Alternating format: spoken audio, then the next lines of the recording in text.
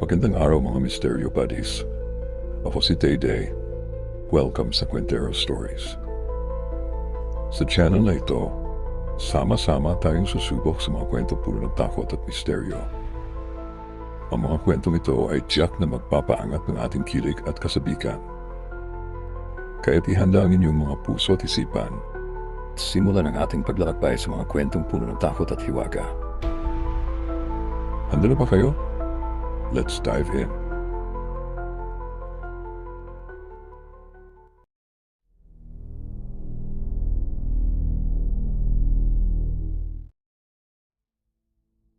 Sa isang malayong baryo, sa isang kubo na yari sa kawayan at pawid, namuhay si Aling Rosa at Ineng. Simula nang pumanaw ang asawa ni Aling Rosa sa sakit, nagsimulang magbago ang kanilang tahimik na buhay. Si Aling Rosa na dati may katuwang, ngayon ay nag-iisang ina nag-aaruga sa kanyang anak. Si Ineng naman kahit bata pa ay natutong kumayod at tumulong sa kanyang ina.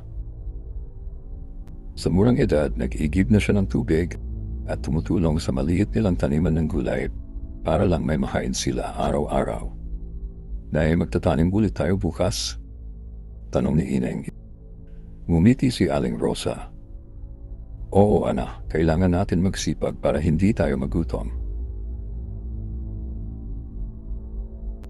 Sa kabila ng kahirapan, isang hapon habang nag-aayos ng mga gulay, nahanap nila ang ligaya sa simpleng mga bagay, tulad ng pagluluto ng magkasama o pagkwento ng mga alamat tuwing gabi.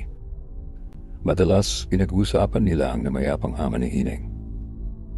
Anak, lagi tayong binabantayan ng tatay mo, sabi ni Aling Rosa sa kalmadong boses. Ipinapangako nilang walang iwanan, kahit anong pagsubok pa ang dumating. Ngunit isang araw, dumating ang balita mula sa radyo. May paparating na bagyong napakalakas. Binaan ang lahat ng taga-baryo na lumikas. Aling Rosa, baka gusto niyong pumunta na sa evacuation center. Mapanganib ang bagyong parating, sabi ng isang kapitbahay. Ngunit tumanggi si Aling Rosa. Dito kami sa kubo namin. Dito kami ligtas, sagot niya. Ayaw niyang iwan ang lugar na punong alaala ng kanyang yumaong asawa. Kahit na nararamdaman niya ang takot sa parating na unos, sinikap niyang magpakita ng tapang para sa kanyang anak. Pagdating ng gabi, tumilim ang kalangitan at nagsimulang marinig ang mga paghagupit ng hangin. Niyakap ni Aling Rosa si Ineng habang humihilab ang ulan sa kanilang bubong. Huwag kang matakot anak. Magkasama tayo, bulong niya. Sa bawat segundo, lumalakas ang ulan. Tumutulo na ang tubig mula sa mga siwang ng kanilang bubong. Sa labas ng kubo, naririnig nila ang malalakas na pagbagsak ng mga puno. Unti-unting pumapasok ang tubig sa loob ng kanilang bahay.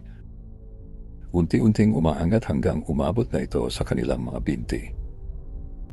Nay, anong gagawin natin? Tanong ni Ineng habang nanginginig sa takot. Kapit ka lang sa akin, anak, sagot ni Aling Rosa.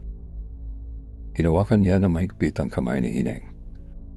Pinilit nilang huwag panghinaan ng loob. Pero sa bawat segundo, palakas ng palakas ang tubig. Hanggang sa isang malakas na bugso ng hangin ang bumuwal sa mga dingding ng kanilang kubo. Bago pa man sila makatakbo, tinangay na sila ng rumaragas ang agos ng tubig. Huwag kang bibitaw, Ineng, sigaw ni Aling Rosa habang hinahabol ang kamay ng anak. Pilit niyang sinisiksik ang sarili sa loob ng naglalaway na baha, ngunit napakalakas ng agos.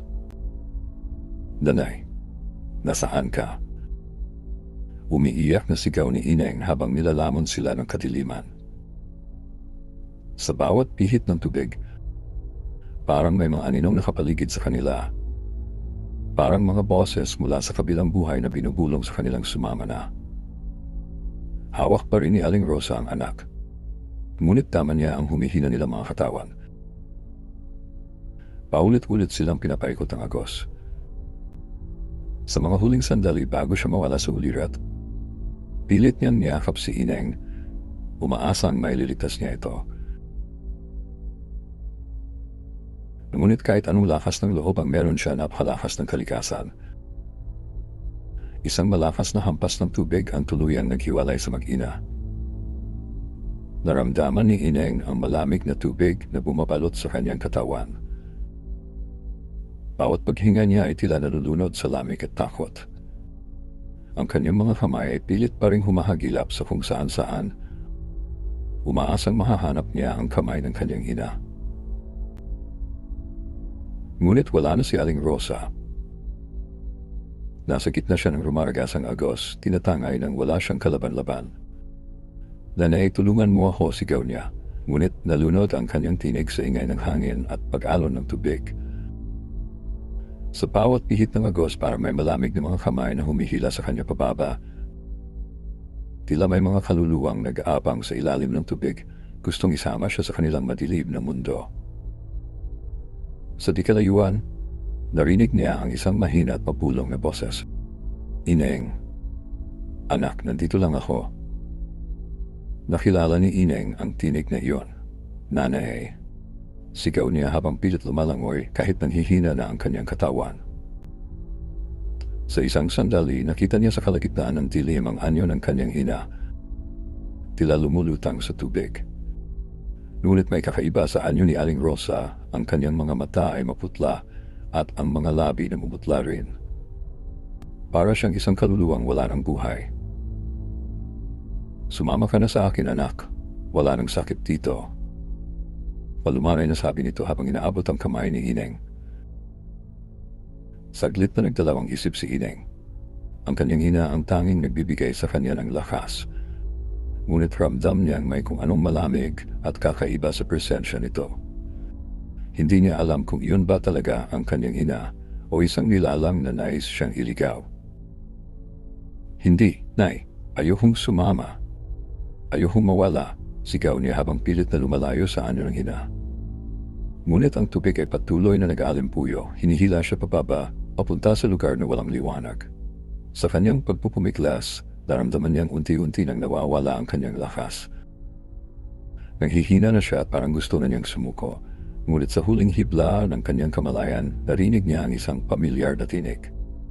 Ang boses ng kanyang tunay na ina, puno ng pagmamahal at pag-asa. "Ineng, magpakatatag ka. Mahal kita. Kapit ka lang, anak." Sa mga huling sandali, napangiti si Ineng. Nahanap niya ang kapayapaan sa kabila ng takot. Kahit hindi sila nagtagumpay laban sa bagyo, alam niyang nasa puso niya ang pagmamahal ng kanyang ina. At doon, natapos ang lahat.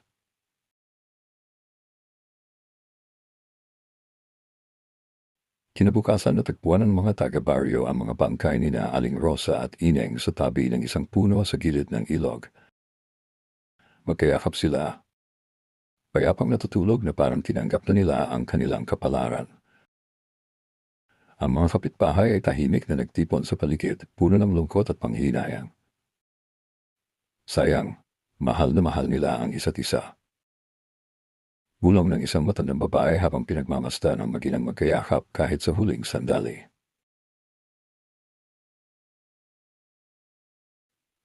Sa harap ng pinakamalaking unos ng buhay, hindi matutumbasan ng kahit anong takot ang pagmamahal ng magulang sa kanyang anak.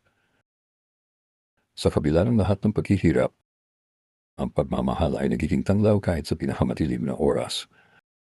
At kahit nawala na sina Aling Rosa at Ineng, ang kanilang kwento ay nagsisilbing paalala. Huwag kailanman sumuko at ipaglaban ang mga mahal sa buhay hanggang sa huling hininga. Salamat mga Misteryo Buddies sa pagsama sa akin sa kwentong ito dito sa Kwentero Stories. Anong mga bagay ang nagbigay sa inyo ng takot o kakaibang pakiramdam? Ay comment nyo lang sa ibaba. Kung nagustuhan nyo ang narinig, huwag kalimutang mag-subscribe at i-hit ang notification bell para updated kayo sa mga susunod na kwento. Hanggang sa muli, mag-ingat at patuloy na sumubaybay sa mga misteryo ng gabi.